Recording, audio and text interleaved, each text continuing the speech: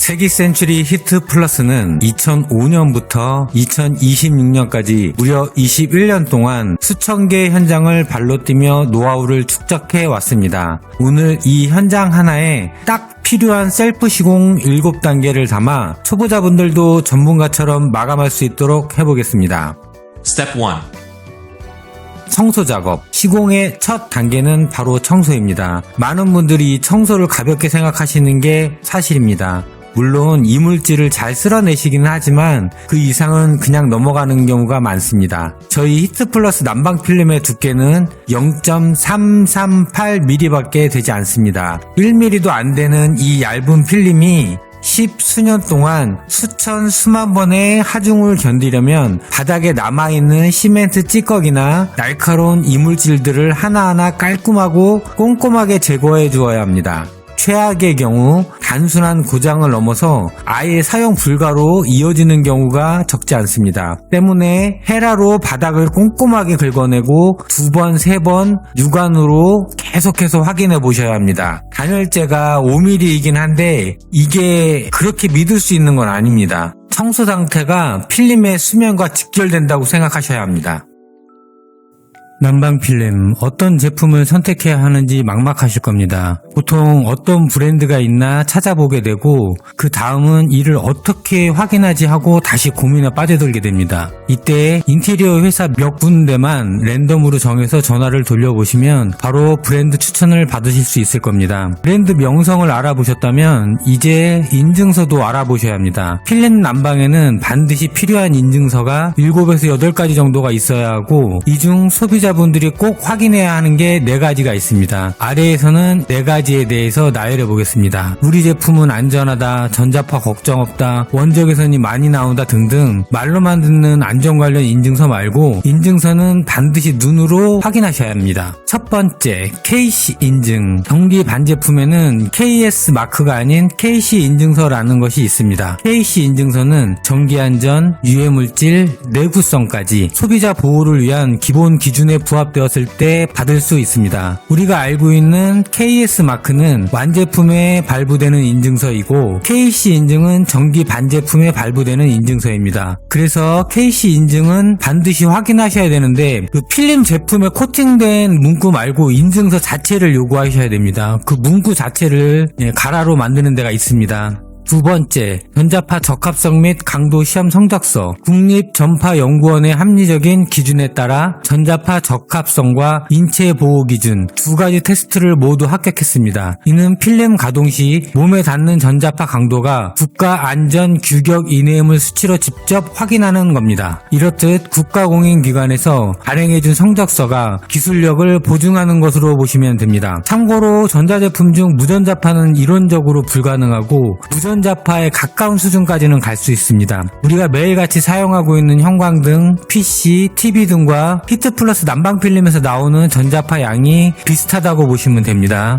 세 번째, 방수 확인 테스트. 생각해보면 가장 안전해야 할 전기 난방 기술에서 방수는 곧 생명입니다. 바닥 아래 숨어있는 작은 물기, 생활 중 실수로 흘리게 되는 수분들, 그리고 예상치 못한 생활 누수까지. 전기 난방이 수분에 약하다면 그건 언제든 사고로 이어질 수 있다는 이야기이기도 합니다. 화면에 올린 문서, 이것이 한국화학융합시험연구원 KTR에서 발부받은 공식 성적서로 수분에 대한 방어력을 공인 인증기관이 검증해준 기록입니다. 단, 완벽한 건 아니기 때문에 사용 시 주의가 필요합니다.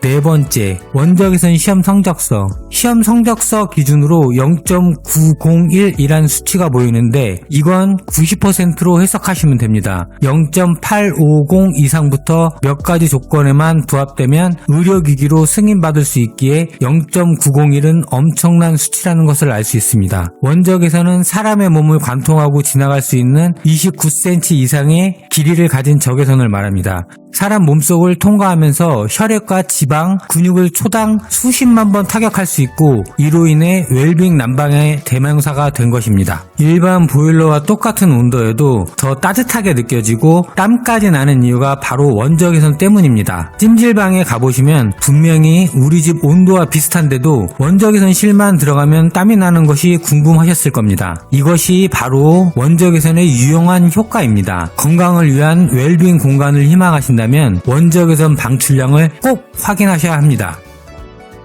Step 2.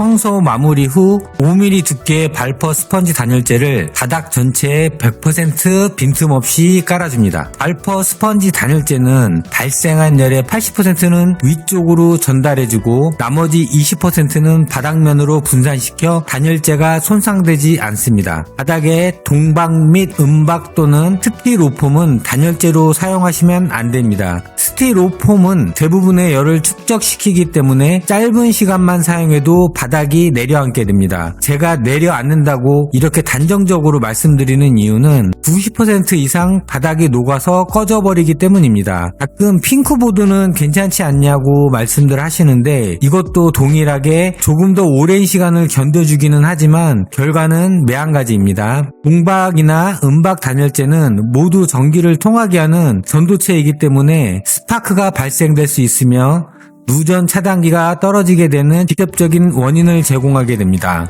셀프 영상을 보면 뒤집어서 깔면 된다고 하는데 그건 근본적인 해결 방법도 아닐 뿐더러 언젠가는 반드시 문제가 생기게 돼 있습니다. Step 3.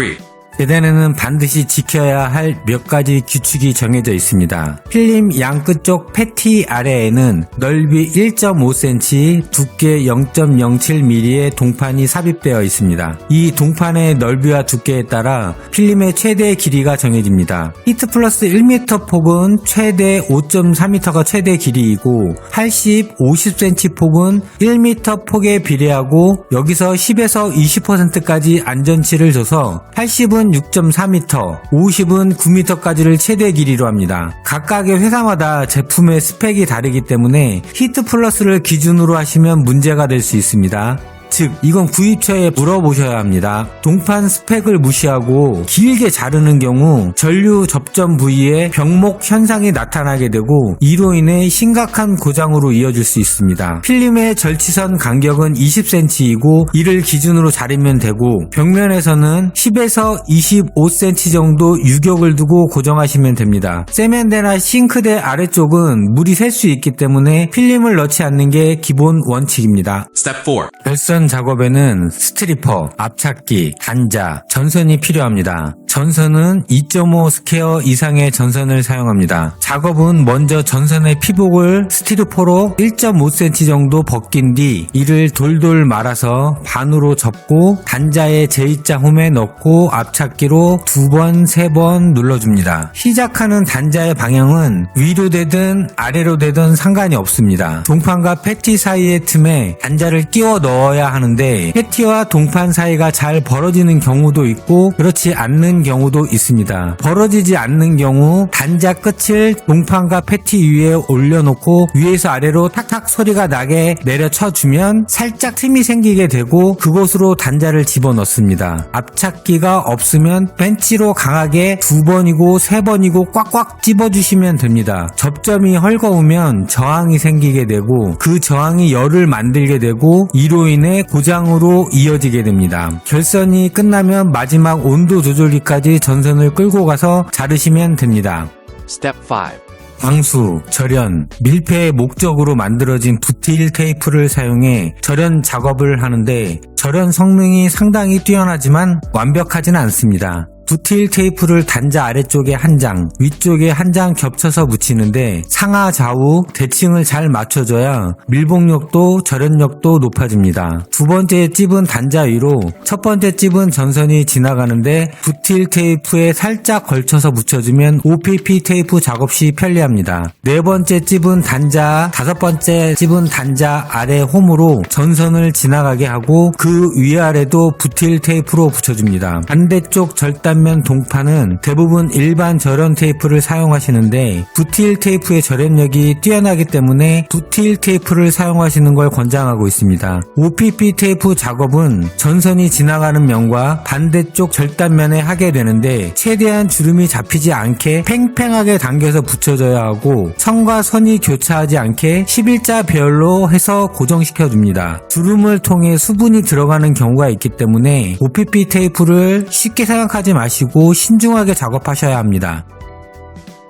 Step 6. 장판이나 벽고 타일 마감재의 경우 온도에 제한을 걸 수 있는 UTH135 모델을 주로 선택합니다. 조절기 왼쪽 나사 2개가 아웃으로 필름선 2가닥이고 오른쪽이 인 전기선 2가닥입니다. 이건 극성 상관없이 연결하시면 됩니다. 조절기 부착이 끝나면 저희는 열화상 카메라를 써서 테스트를 하지만 셀프 시공하시는 분들은 손으로 한 판 한 판 직접 만져보시면 됩니다. 열이 고르게 올라오고 있는지 단자 부위에 이상 과열은 없는지 살펴보면 됩니다. 참고로 동절기 고장의 99%는 조절기라는 말이 있습니다. 때문에 조절기만큼은 검증된, 즉 조금 비싼 걸 선택하시는 게 좋습니다. 저희를 비롯해 시공자 대부분 센서는 잘 선택하지 않습니다. 온도 조절기 가격이 그리 높지 않은데 센서 성능이 뛰어나는 게 사실 이게 쉬운 문제는 아닙니다. 조절기 문제 중 50% 이상이 또 센서 쪽이라 대부분 센서는 작업하지 않고 있습니다. Step 7. 가끔 보호대를 생략하려고 하시는데 제품을 수명대로 사용하고 싶으시면 보호대는 무조건 설치해야 됩니다. 장판 마감의 경우 가구에 집중되는 하중이나 일상적인 보행 압력이 필름에 직접 전달되는 것을 보호판이 물리적으로 차단해줍니다. 벽고타일 시공도 보호대 설치는 필수입니다. 벽고타일 시 바닥에 바르는 본드의 화학 성분이 필름에 직접 닿으면 필름이 손상될 수 있습니다. 즉 보호판은 필름의 수명을 연장해준다고 생각하시면 됩니다.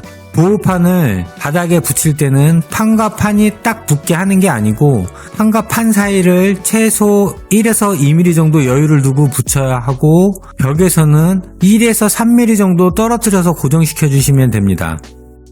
세기 센츄리 히트플러스는 전 세계 55개국에 수출되는 브랜드로 전국 32개 대리점에서 견적 및 시공 서비스를 받으실 수 있습니다. 10평 이하의 면적의 경우 가로, 세로, 치수를 메모지에 그려서 보내주시면 결선 작업과 절연 작업까지 깔끔하게 완성해서 발송해드리고 있습니다. 작은 면적은 출장 시공 시 출장비가 발생하기 때문에 택배로 받으시는 것이 훨씬 경제적입니다. 제품에 대해 더 자세한 내용이 궁금하신 분들은 아래 더보기 및 고정 댓글에 링크를 참고하시면 됩니다.